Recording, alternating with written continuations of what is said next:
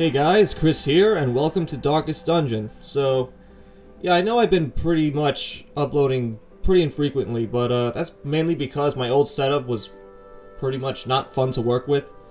So now that I've gotten this new one all set up and ready to go, I feel like I'm more motivated to start putting out more videos now. This new setup is much better, more comfortable, and since I've been wanting to record this game for quite some time, so now I feel like I'm finally ready to do so. So, yeah, let's just get started. Of course, I'm going to be starting a new game. This here is my main game file. I still haven't beaten this game yet, so I'm not sure if I'm going to be excuse me, if I'm going to beat it for the first time on, you know, my recording file or whatever. But I'm kind of hoping for the latter because I'd like to share my first time seeing the end of the game. So yeah, let's just get started. I'm just gonna name this Chris. I know, creative, but it's really all I can come up with at the moment. So yeah, we're just gonna watch this opening cutscene here.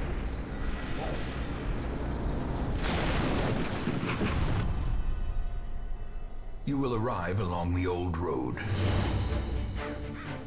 It winds with a troubling serpent-like suggestion through the corrupted countryside, leading only, I fear, to ever more tenebrous places. There is a sickness in the ancient pitted cobbles of the old road, and on its writhing path you will face viciousness, violence, and perhaps other damnably transcendent terrors.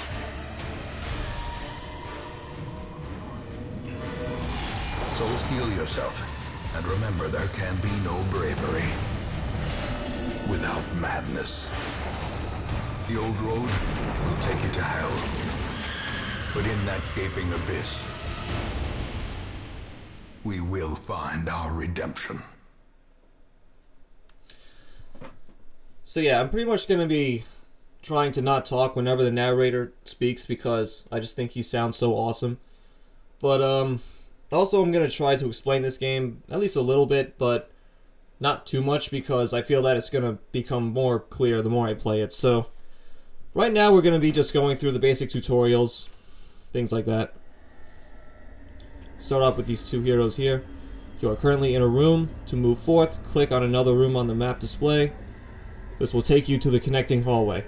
So yeah, this is pretty much a dungeon crawler-esque sort of game with turn-based combat. And yeah, this is pretty much one of my favorite games of... have run up these lanes. I don't know.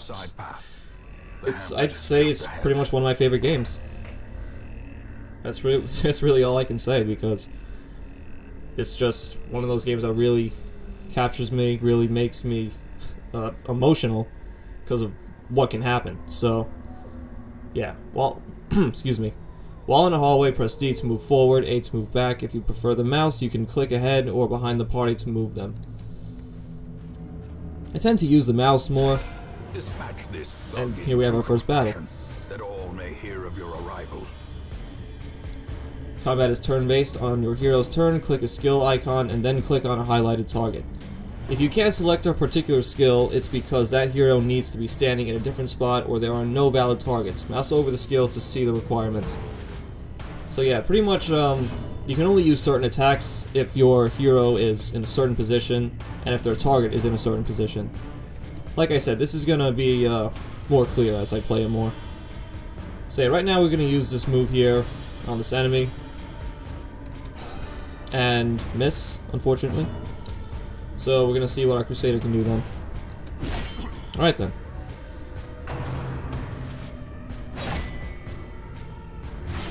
So yeah, and right now our highwayman is bleeding. Not good. Don't really have any supplies except for food here, but yeah. See if we can finish this guy off. We did. As the fiend falls, a faint hope blossoms. While exploring, you will often find interactive objects. Click or press W to investigate them. Take a look in this tent. Alright, let's do that. And we find more gold. There is much to be found in forgotten places. An ambush. Send these vermin a message. The rightful owner has returned, and their kind is no longer welcome. So yeah, these exclamation point, excuse me, these exclamation points up above these guys' heads means that we surprise them, which means that our entire party will go first.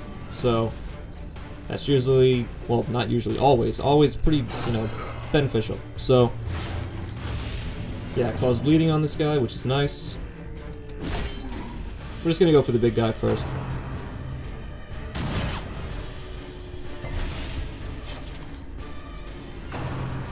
There are going to be some, like, certain targets that you're going to want to prioritize, depending on what they can do to you.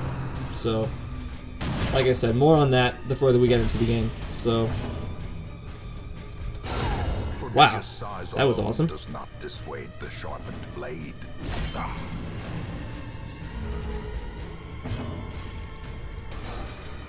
Okay then.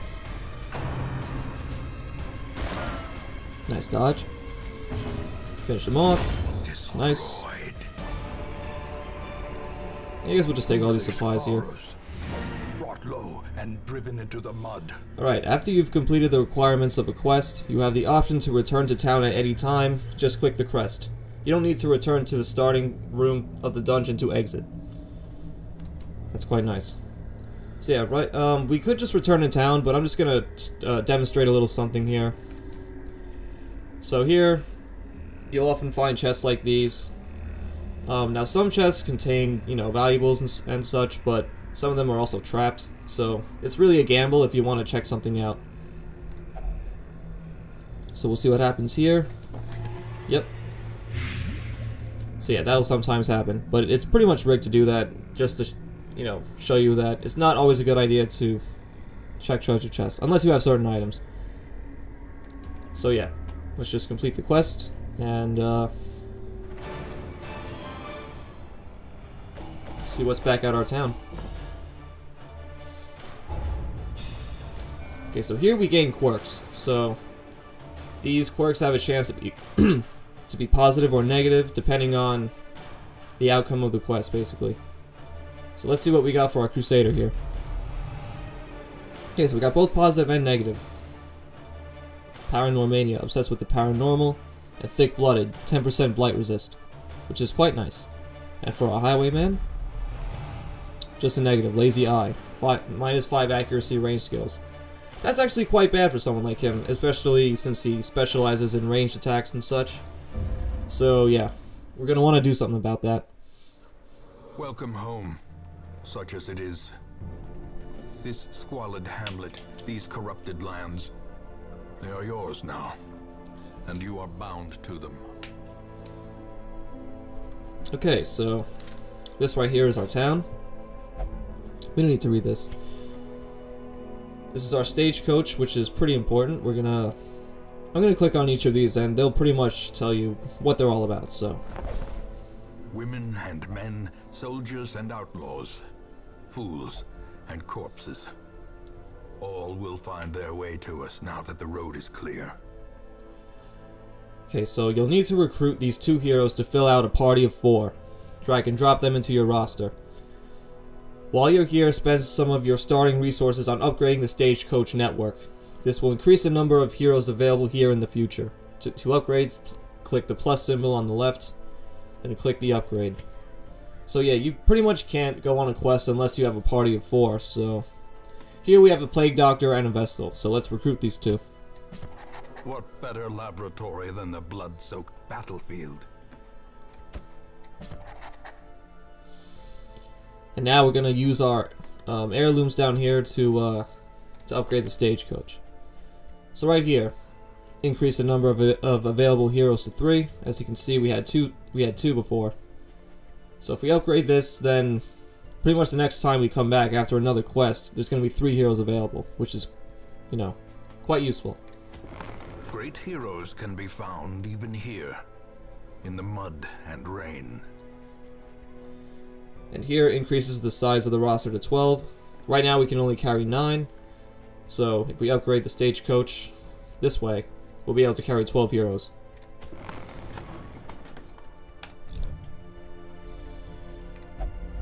In time, you will know the tragic extent of my failings. Yeah, this isn't much important here. This pretty much just tells you your main quests, the bosses you have to beat. If you want to watch cutscenes, shit like that. I'm usually not going to return to this area, so let's check out the graveyard. Most will end up here, covered in the poisoned earth, awaiting merciful oblivion.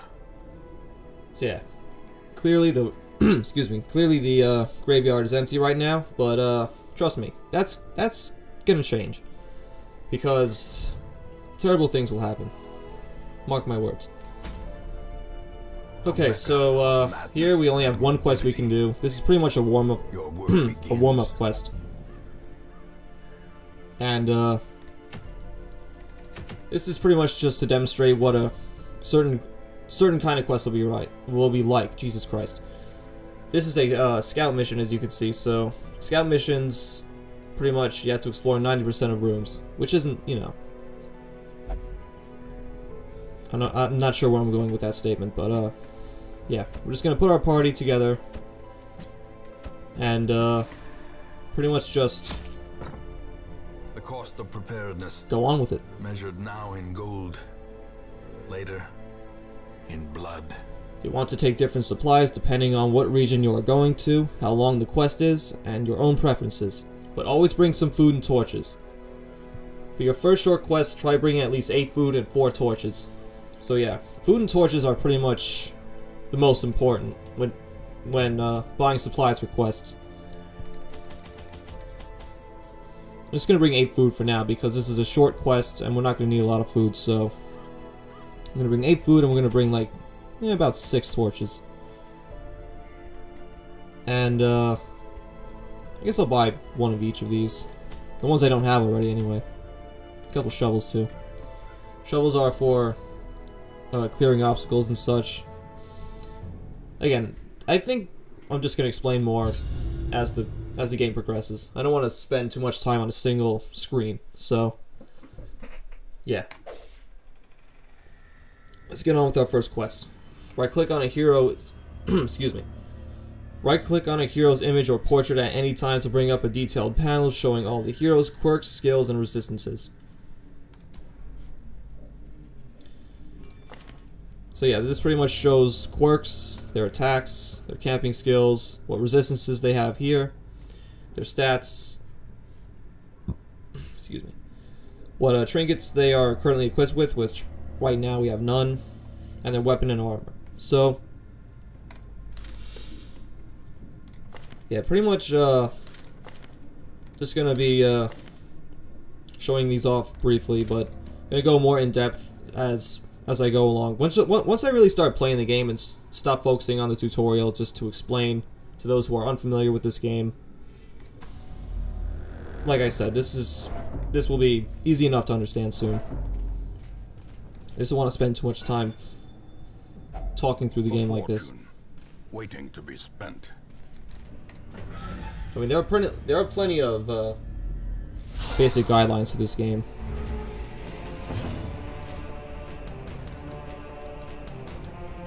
So yeah, these skeletons here are pretty weak, so I guess we'll use Grape Shot Blast to attack both of them. We'll just use a simple stab attack, see if we can finish one, which we did. Destroy them all. Alright, corpses. When most monsters die, they leave corpses. Corpses act as temporary obstacles and will eventually go away on their own.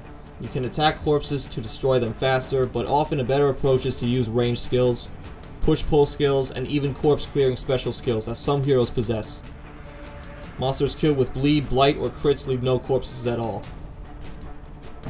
So yeah, corpses can be pretty damn annoying because Back to the pit. considering that that certain enemies need to be in certain positions, those can get in the way. So yeah, those will prove to be annoying, as you will see as the game goes on. So yeah, also after each room you enter, there's a chance that your party will scout, so which pretty much shows what things are where in the current dungeon. So Yeah. Now here we have a blockage, which we will use a shovel for. The cold stone seems bent on preventing passage. Now, if you don't have a shovel, then you have to use your bare hands. Hold on a second. The light is fading. The current torch level greatly affects many mechanics in the game. The darker it gets, the harder things get, but the better the rewards. Right-click on a torch from the inventory to boost up the light. So yeah, pretty self-explanatory. So yeah, if you don't have a shovel when coming to a blockage, you have to use your bare hands, which causes health loss and stress. And more on stress later. But right now we're gonna see if we can take out this enemy here, because this is actually a stress damage dealing enemy, which is pretty much a top priority, at least one of them. Because stress is a real killer in this game, like, and can really mess things up. So we're gonna see if we can just get rid of her. Okay, she resisted the blight, which sucks, but see if we can finish her off with this vessel attack here. As nice. the fiend falls, a faint hope blossoms. Nice dodge.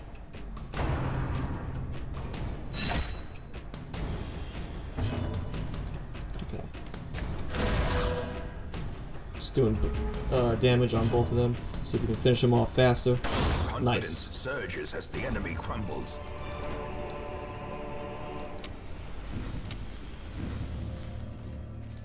Alright then.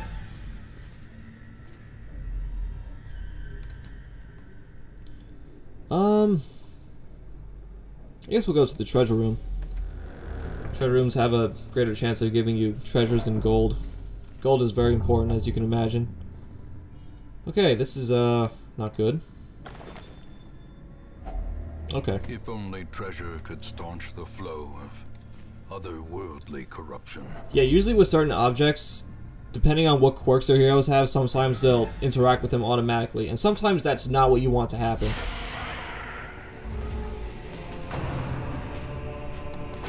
Alright, so...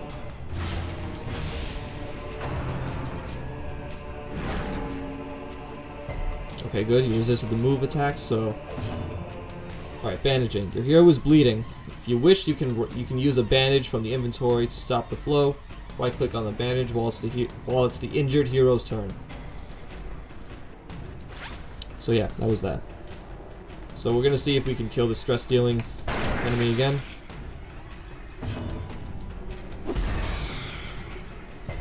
She resisted the blight yet again. That sucks. But we managed to kill her anyway. Give them no quarter.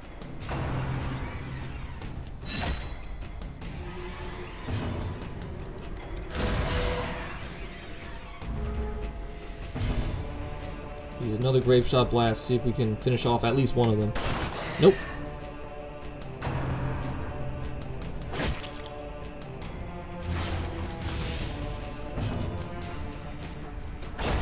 Nice, nice. Broken. Maintain the offensive. Alright, right now I'm going to use a heal because this guy here is pretty low health, so yeah.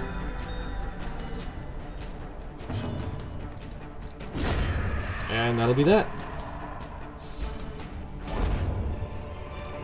Alright, here we have a trinket. Success so clearly. Plus 15 healing skills. That's actually quite good for a Vestal, at least early in the game, so we're going to give that to her. Also, certain trinkets can only be applied to certain heroes, and it'll tell you if they're restricted to that hero, so... But right now this can be used, this one right here can be used on anyone, so that's nice. So here we have a chest here with a keyhole, which means that we can use a key on it, so let's do just that. Now we got our key back. Okay then.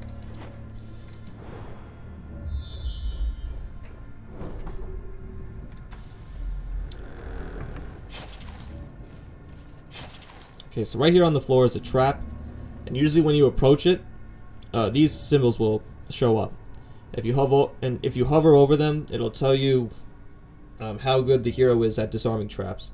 So here's 60%, 90, 60, 50. So yeah, our Highwayman is the best at disarming traps, so yeah. And also disarming traps recovers stress, so sometimes you're going to want to use a hero that has higher stress, even if they're not so good at disarming traps, just to get that chance, I guess. As long as their chances of disarming a trap is fair, at least. So, let's just I'm just gonna skip this room because we only have to explore 90%. Okay, some more stuff to gather.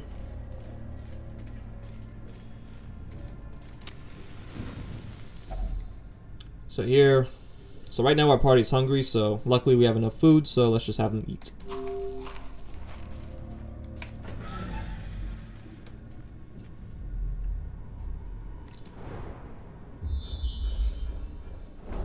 Okay, it looks like we're gonna end on a treasure room, and treasure rooms always have battles, so we should be able to do this just fine.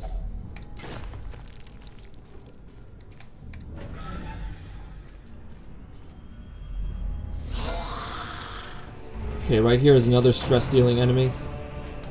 So yeah, we want to take care of him as quickly as possible.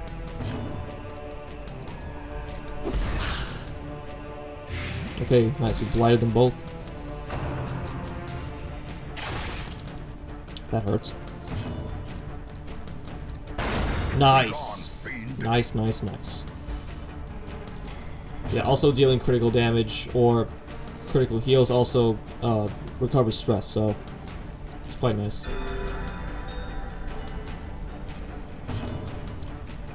I'm gonna see if I can stun this guy here. Okay, nice. So yes, stunning will... If a hero or enemy is stunned, then their turn is skipped, so as you can see there. Want to use that to your...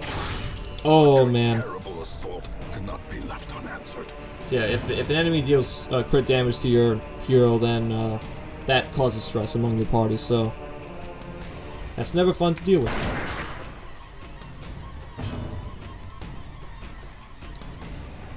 Okay, so he is gonna take another 4 damage the next turn, so he's gonna die no matter what. So we're gonna focus our attack on someone else.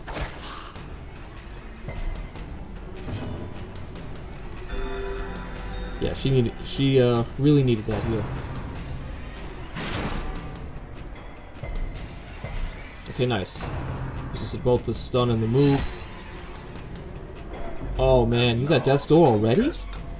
Hold fast or expire. Yeah, when a hero is reduced to 0 HP, they are at death's door. While in this state, they will suffer stat penalties, plus any further damage has a chance to kill them. Heal them to get off of death's door. Yeah, we're gonna be seeing... Wow. Seeing plenty of that later on. This nice. Slow death. So yeah, heal him. Unforgiving.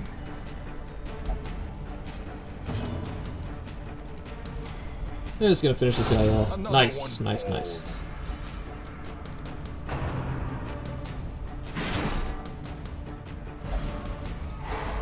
Okay, that sucks. So now we just have to focus on this guy.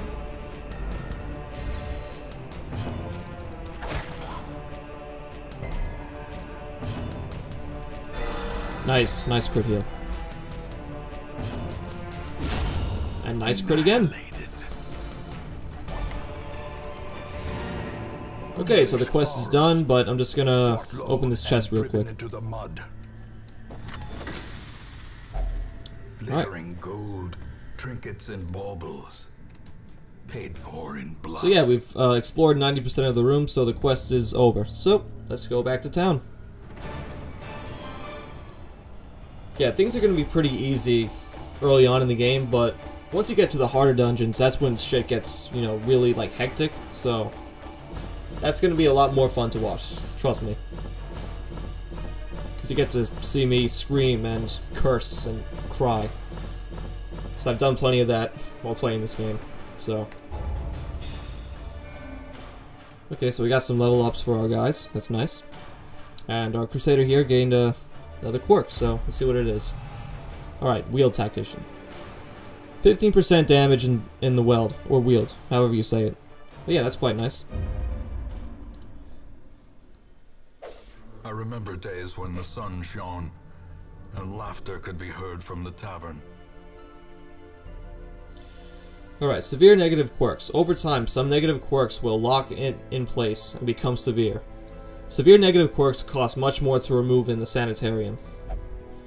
So yeah, quirks can be pretty game-changing, depending on the hero, and depending on the quirk itself, of course. So yeah, right now we have the tavern and we have the abbey. Both are for stress relief. So we're gonna see what they're all about. Kegs, cards, and curtained rooms promise solace to the weary and broken alike. Heroes relieve stress by taking part in activities at the tavern and abbey. Each activity has different side effects. Experiment to find the best activity for each hero, depending on their quirks. Committing a hero to an activity locks them in that activity until the next week. You'll have to take a different hero with you on your next quest. So yeah, bar, gambling hall, and brothel. So we really need to relieve stress on these two because their stress is higher than these two. I mean, like, he has none at all. But so we're just gonna have this guy here, or girl rather. Yes, the plague doctor is a woman. We're just gonna have her have a quick drink. And since she doesn't really need stress relief of this level, we're just gonna take her to the abbey. The cobwebs have been dusted, the pews set straight. The abbey calls to the faithful. So yeah, I don't know where I was going with that, but yeah, we're gonna have her just meditate here because it's the cheapest, does the least amount of stress relief, but where her stress is now, that'll be enough. So yeah. And that's pretty much going to do it for this episode. This episode was pretty much just to show the very basics of this game. I think next episode is where we're gonna really start actually playing. So and there will be more to learn, but like I said many times before, all of this stuff will be easier to understand the more I play. So yeah. Hope you all enjoyed this first episode of Darkest Dungeon. And until my next video, I'll see you guys later.